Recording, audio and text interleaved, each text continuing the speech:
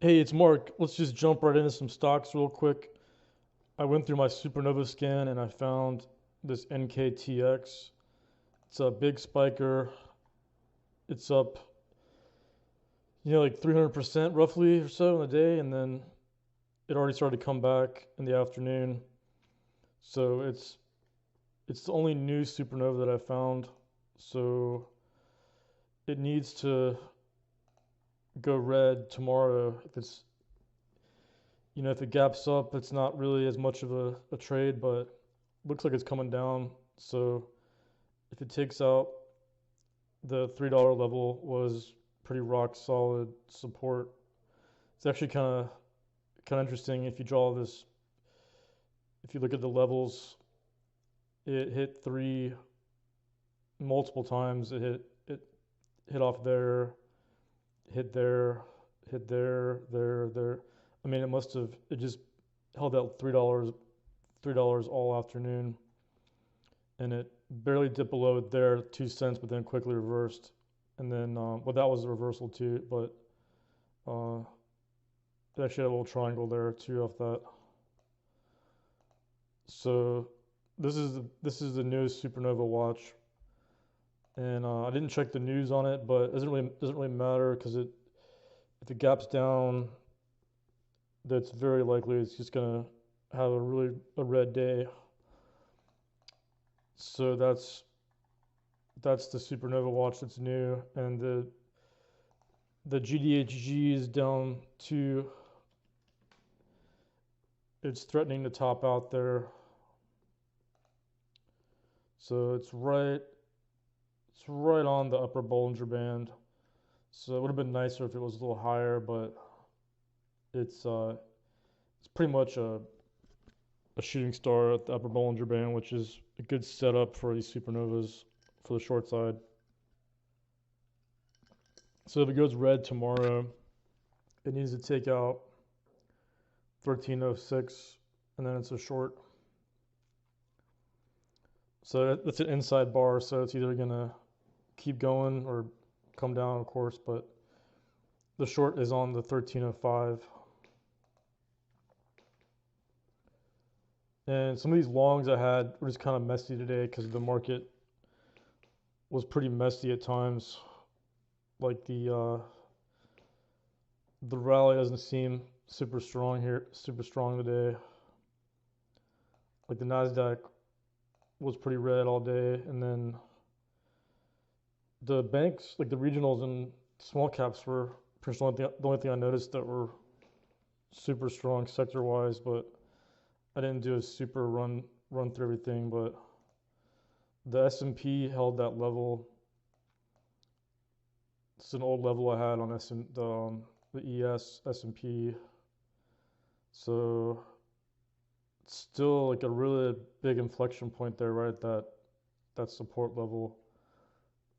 So it's in a channel now. So it really doesn't know what it wants to do. So it's a big battle there. So whenever it breaks out of this channel, up or down, that should be the signal. If it's a big break. And I didn't really do much today. I bought some more shares in some of these fundamental long-term companies I like small caps. And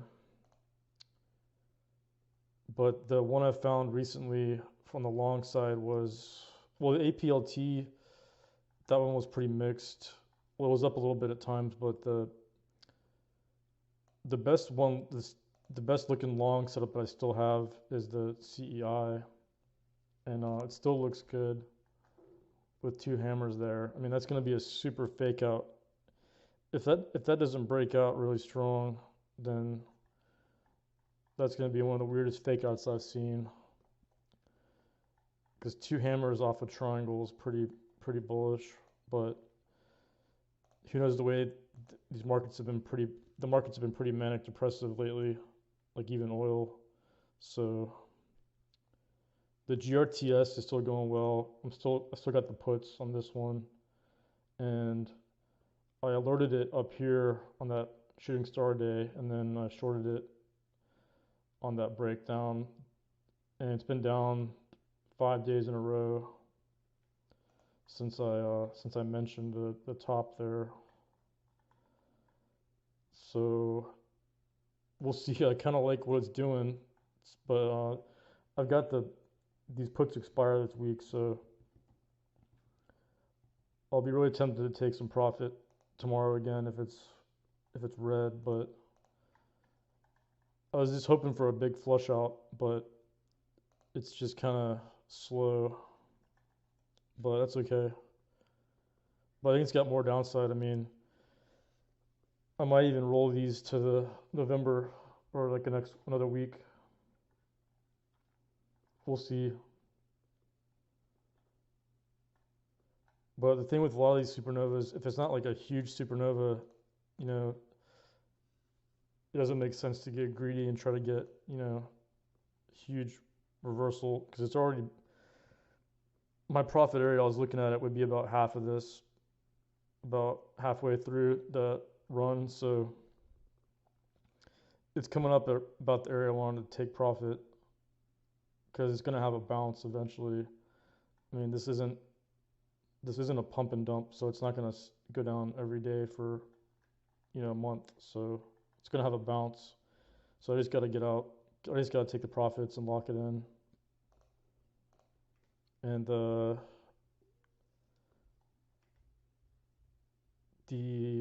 let's see, the TSE, yeah, that one's still tricky. Like it's really just looking like it wants to keep going, but I'm still watching it. And the Ericsson, I put on some puts on this one when it was near high day because they basically said they're not gonna give guidance anymore, and it's a really weird press release. Yeah, this is weird. They said Ericsson drops guidance amid an uncertain next year. And it's funny because I just put these on my watch list. I put the Ericsson and Nokia because they're near 52-week lows. So it's a paid article. There you go. I bet I can get AI to tell me.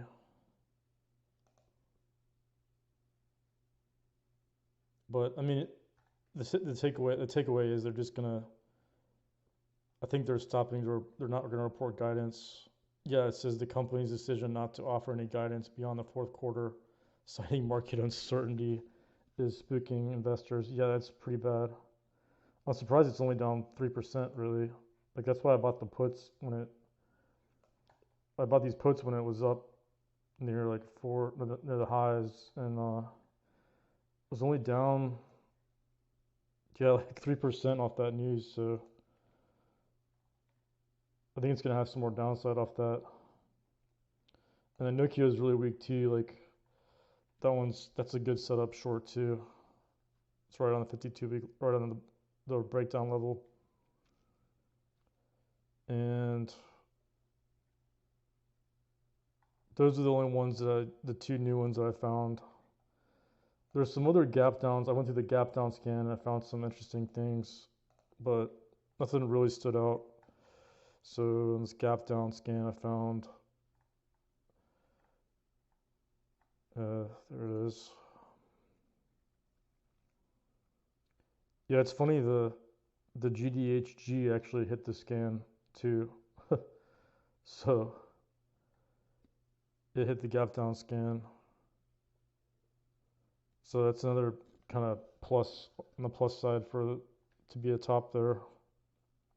Oh yeah, the America's Carmart hit the scan. And I just realized that the CarMax has been down too. So it looks like it's not going too well for these car sales. But it's still not near lows yet, and that's a good one there too, this OPRT. I don't know what they do though, but that's not a bad one. Like I think, well, I kind of I looked at this and it bounced back one time after a gap down like that. But I'm not sure the fundamentals on this company, so it's not really. It's had some pretty decent relative strength, so I'm not really. It's not really a good setup for me because it's not really. It looks kind of like a flag there.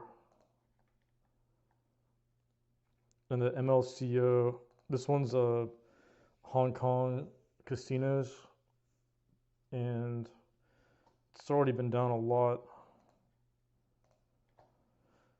But I mean, there may be more downside too. I mean, it's got all the way to 4 to where the lowest support level is. But it's kind of in a nosedive now. This this one hit the gap down scan. I was gonna check and see if it has liquid options. Yeah, it's very liquid. It has a lot of strikes. The well, it has, I would say it's super liquid. It just has lots of strikes here and lots of weeklies. So the October 27s, the $8 strike or 58 IV and about $20 a contract. So let me add that to my watch list too, because I imagine they look to be doing pretty poorly, and then given all the news out of China, the it's definitely not going great there from anything you can ascertain. It's not. It's doing everything but great. So we can look at this one real quick. It's well, I guess it's Hong Kong, but yeah, Hong Kong might be a little different as a city, but uh, well, it's actually it's in Asia and Europe. Hmm. In Macau, Cyprus, Manila. Well, yeah. I mean, a lot of these gambling and casino stocks have been really beaten up.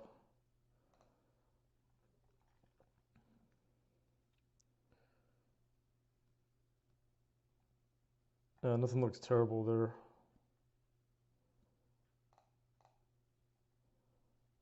Well, it must have been guidance, but anyway, but the other one I found one alongside this MYO. It's a robotic medical devices, and I found it yesterday. It's got a really nice consolidation here, light sell volume, and a nice flag there. And it went triangle there too, but mostly it's just like a long flag, more of a pennant than a triangle, but it's got a good base it formed, and it came out of a trading range there, which is the thing I like to see this year. And it's still pretty strong. So the fundamentals are really good too. The revenue growth was really impressive, and that helps that it's a small company too. So I think this one's way undervalued. I mean, it's a $34 million market cap, and the price to sales is only about one time sales, but they're growing sales um, at 100% on some of these recent years. Like see from 2019 to 2020, they pretty much doubled sales, and then pretty much the same thing in 2021. They just about doubled sales, and then 2022 is a little slower, but the trajectory is up. So, and they beat earnings on three of the last 4 quarters. They had a bad quarter last quarter, but they've been pretty consistent. So, and that's a good industry. It's a wearable medical robotics company. It's myoelectric orthotics for people with neuromuscular disorders. And they sell in U.S., Germany, China.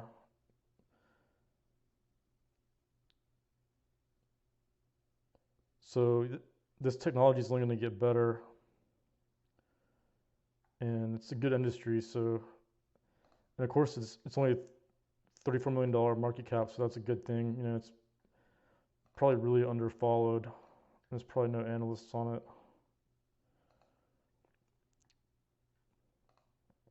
Well, actually, I take that back. There's 4 analysts. Wow, that's kind of interesting for a small company that size. I mean, that's pretty much a micro cap. It's like 30 million market cap.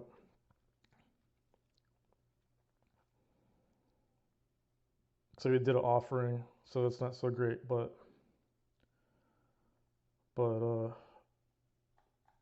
really good technicals, and the fundamentals are in the right industry. So that's one of the boxes I like to check. Like, I have a pretty simple checklist. It's like with these technical plays, if it's in a good industry or they've got really good fundamentals, you know, it's one of the rare stocks in a bad industry or something like that, then it's a go. Like I was talking about in my last video, how I don't do super deep research on these deep value stocks, and that's partly because I was influenced by Peter Lynch, the fund manager who had some of the highest returns in the 80s and 90s.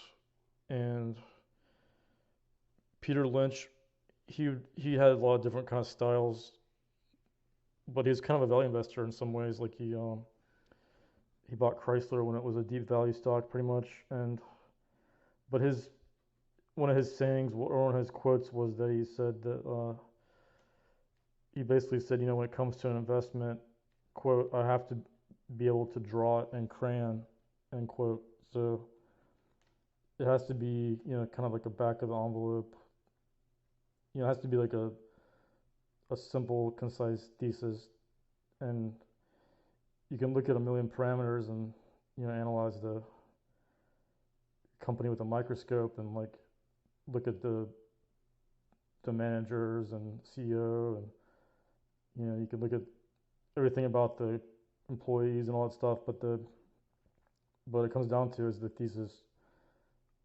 Is there a simple thesis that's good, and is that the reason why it's gonna go up? Because there's a lot of things that can make the stock go up or down. So, but just kind of keep it. It's like the keep it simple, stupid thing was basically what he was saying. So that's kind of my approach too with when I do these bottom up type, you know, value stocks. Sometimes I do look at the industries first. I'll go top down, but it depends. You know, if I don't see like really good industries or it's like a bear market, I'll do bottom up for sure. So I think is pretty much not much interesting happened today with the indices. Like the S&P is pretty range bound, and yeah, the Nasdaq's really range bound too now. This is kind of turning into a range now. See, it goes down here and comes back up. So it's actually a little above that range, but it's kind of close to that level there that I had drawn. So it's been doing a lot of channel, like there was a channel there. Now this appears to be another channel too, which is interesting. But that there looks like a failed signal on the breakout of that. So I'm inclined to be more bearish. And these rallies just don't seem really strong when these rallies come. They're just getting sold off every day. I mean, they're just going sideways. So But the KRE could be interesting if these regional banks are coming back. Like it's really trying to break out of that level there. There's good volume today. Like if you look at the volume was pretty good, nothing crazy, but it's still range bound too from since late September. So hopefully we can just get a direction here, but there's still plenty of things, plenty of breakdowns to trade and supernovas and long bias. So the Redfin was good again today too. This thing's down every day now. And charging stocks had a pop. I mean, they're gonna have those. So I'm not really worried about it. It's not a huge pop, but these could they might decide to go range bound too for a little bit. And that was about all that I noticed today. So I'll finish it up there and I'll catch you next time.